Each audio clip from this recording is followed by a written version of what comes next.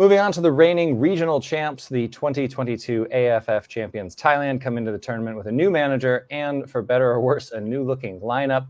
Here to tell us all about that is the one and only Ta Lao. Ta, how you doing?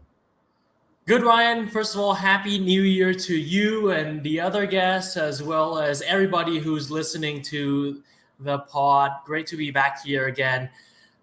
I hope it's going to be a joyful start to the new year for all ASEAN fans, but speaking from a Thailand point of view, might be a little difficult.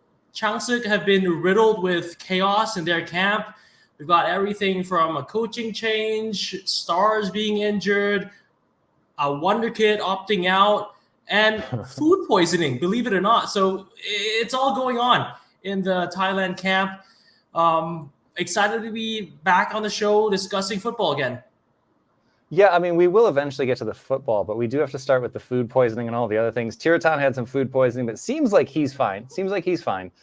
But there are some really big names missing from this. So this is where we're starting in all the segments, unfortunately. But let's get started with who are the biggest names. Let's start there. Who's missing from the lineup? Well, missing from Thailand, I think it's impossible not to mention the duo of Chanatip Songkrasin and Thirasit Dangda. Chanatip Songkrasin, obviously renowned as the Thailand Messi. He is out due to an ankle injury he sustained back in November after the match against China. He was actually substituted out of that game in the second half, and since then has been MIA.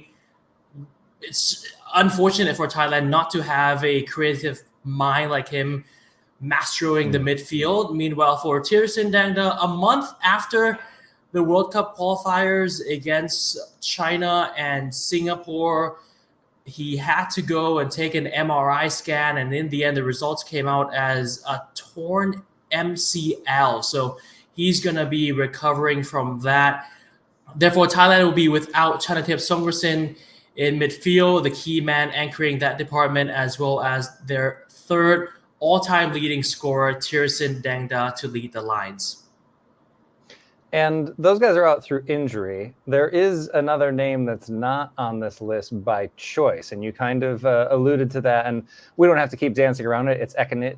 He's currently with Urawa, and when I say currently, I mean he's still with Urawa, and he's not leaving.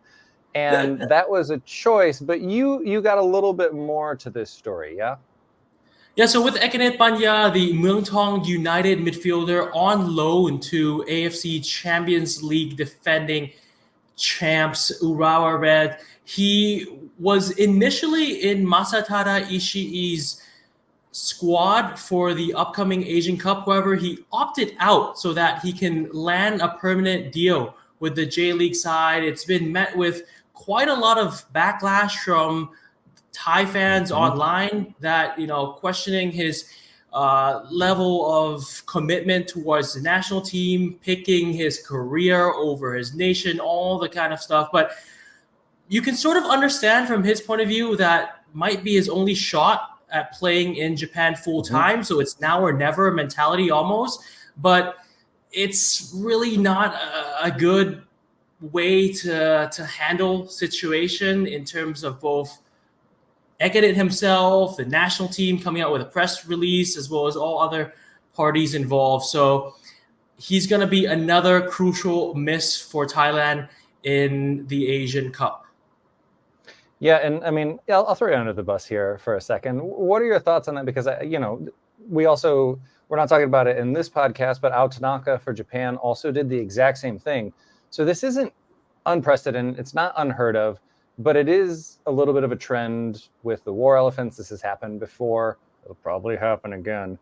But where are you with this? And like you said, I think the media backlash here, and we are both in Chiang Mai at the moment, recording in separate locations, even though we might have had lunch together today and could have done it there. But anyway, when I say here, I do mean here in Thailand. The reaction hasn't been great, but is this something you think he can recover from? Like, if he doesn't get a spot with Urawa and he has to come back and play in Thai League, especially with Muangthong, how's that gonna go for him? Like, where do you think he stands with things right now?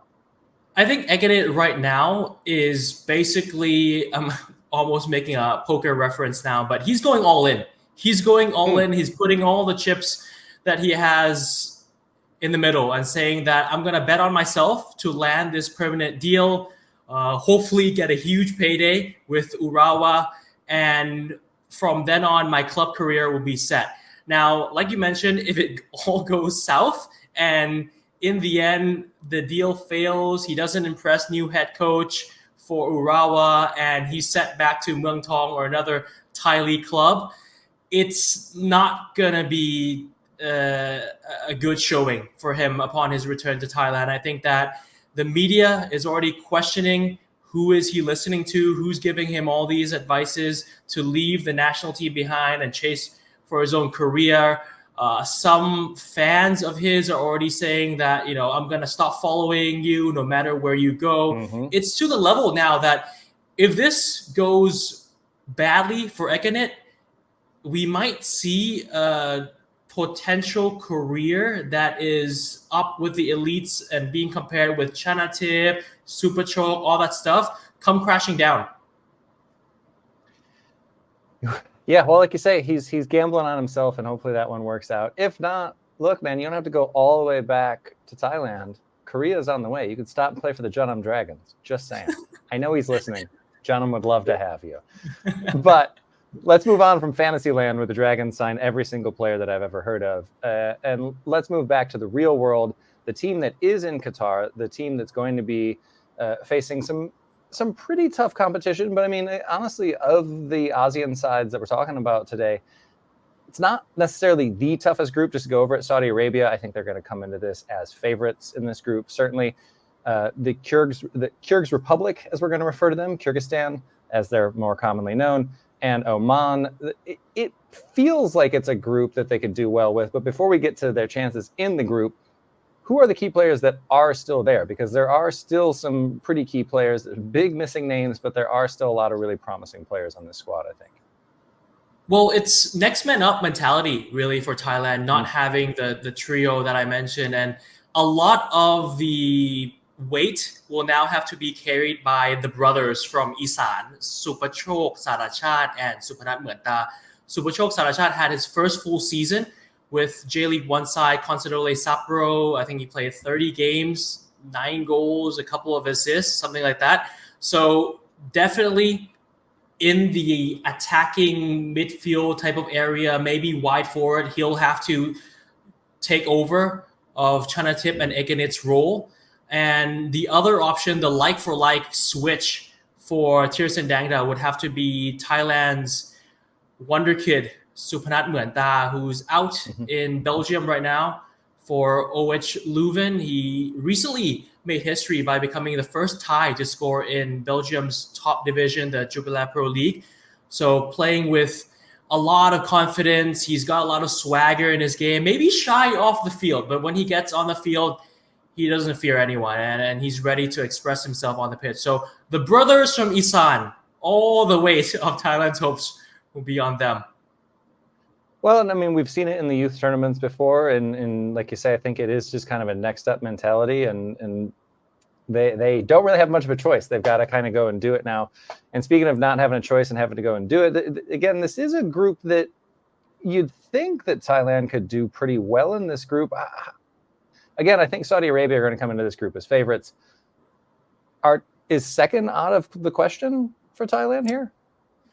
Given the injuries, given the chaos, the lack of preparation time, Thailand will be flying out on January 11th. Maybe somebody forgot to check the Asian Cup schedule because it starts on the 12th. And I know that Thailand don't play until the 16th, but still, I mean, that's really last minute stuff. And about last minute stuff here in Thailand and how that's becoming a norm now. Sabai. Sabai, yes. New head coach as well. Let's not forget Masatada Ishii replacing Mano Poking. This is his first official tournament. I don't think second is really that likely. If you divide it as a pie chart, I think that the qualifying as the third or one of the third best runner-ups would probably be the biggest and widest option at the moment. I don't see Thailand winning more than one game, starting off with Kyrgyz first, followed by Oman, and then Saudi Arabia to wrap up Group F. So it goes from easiest to most difficult, if you ask me, all up to that first game. If Thailand can get 3 points to open things up, then maybe we're talking second as an option.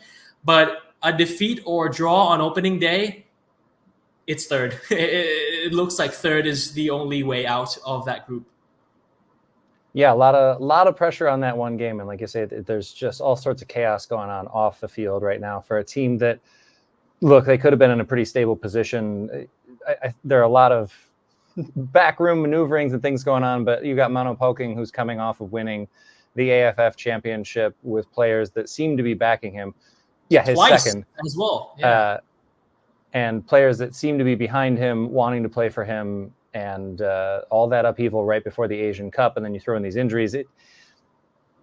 It's certainly an interesting storyline. And speaking of interesting storylines, we'll hop into the mailbag here. And Clinton on X, we'll get started with this one because it's kind of an odd one, but kind of an easy one for you to answer, I think. He's asking, is it true that Thailand are still without an Asian Cup rights holder? So you can be able to watch the games on TV here? Might have to find an illegal stream somewhere. No, cut that out. I'm kidding. Look, it's as Thai as it gets almost when it comes to broadcast rights. Everyone's just handing and throwing responsibilities to another party. Thailand will be, I think, the only ASEAN country and one of 2 countries participating at the Asian Cup to be without an official broadcaster within their nation. So YouTube streams maybe for Thai fans. Looking at it from a Thai point of view, it's just very embarrassing that a nation with this much history, this much love for football is letting the chance of televising the game slip. Look, the Asian Cup is World Cup, essentially. World Cup in Asia, because most of the nations participating in these continental competitions have no shot of making the real World Cup. So this for them is the dream tournament, and you go and not broadcast the games. So it's absolutely appalling there. Yes, to answer the question, Thailand are still without an official broadcaster. For now, look, it was just Thai League 1 up until like the day before kickoff, and then Revo got in there at the last second. We know what's going to happen. You know it's going to be on the 12th at like noon. They'll be like, don't worry, we're putting it on TV on this channel. Something will happen. It'll be fine. Sabay. If not, yeah, sabay. Don't worry about it, man. It'll be fine. Moving on, we've got another one that came in on X. This is from Senaman Bola, and he is asking, this is an interesting one, I like this one. If all the ASEAN countries, and we'll exclude Australia for this one, we'll exclude them for the sake of this. We know which federation they play in. If all the ASEAN countries united to form the best football team in the region, do you think that team would be strong enough to compete for the title in this tournament? And I think because this is hypothetical, let's say everybody's healthy as well. Okay. Let's say that we don't have this slew of injuries that we're dealing with. No food poisoning. No food poisoning. Nobody's got food poisoning. Everybody's healthy, and we can combine the 4 teams that are here. Is kind of what I would say. I mean, or the whole region, sure. But I think keep it easy. Let's stick with the 4 teams that are here. You make a best 11. They've got a good training camp. All the things are ideal. Could they win that title? So you're saying I have Indonesia, Sandy Walsh, and Yori Ahmad anchoring the back line. In midfield, I have Thailand Sarat Yuyen next to Vietnam's Gen Hong Duk. And then I have in the creative attacking areas, Malaysia's Arif Aiman, Supanat Muenta from Thailand on one side, Faisal Halim running on the other side. And really, you can pick a number 9 from any of the countries. That super team. That super team is probably going to finish, I'd say, a minimum quarterfinal. Probably can reach the semifinal.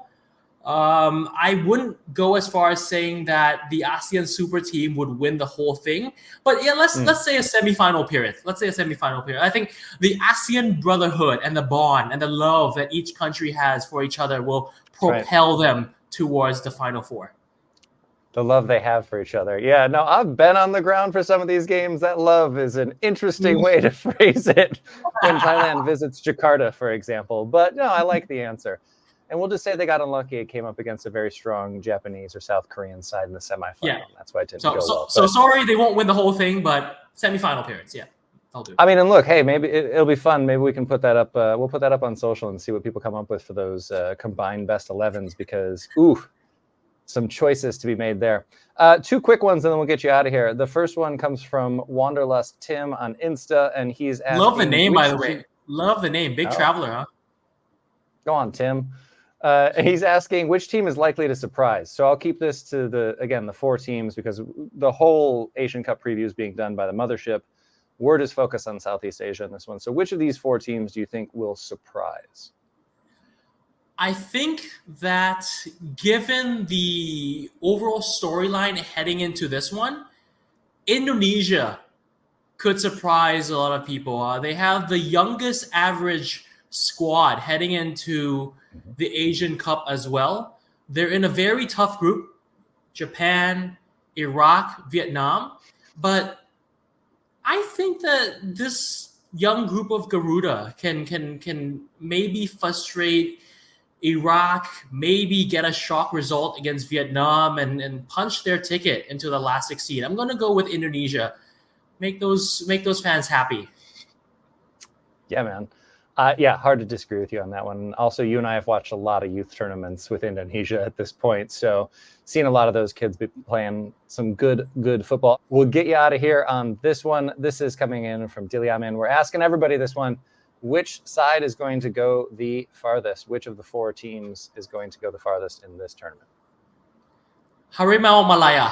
Going to go with Malaysia. I think that Malaysia will go farthest in terms of all the ASEAN nations. Their group, I think, is easiest compared to the other ASEAN nations to get out of. And looking at the hype they're coming in, the confidence they're playing with, they're undefeated in their last 3 outings. Phenomenal start to the World Cup qualifiers campaign, bagging all 6 points. I'm going to go with Malaysia. I think that they can maybe reach even the quarterfinals if the draw in the last 16 is favorable. Got to book myself a ticket to KL then, so I can be me wearing this jersey and predicting Malaysia. I might just get it. Maybe I'm in trouble. Maybe I can't leave the house now.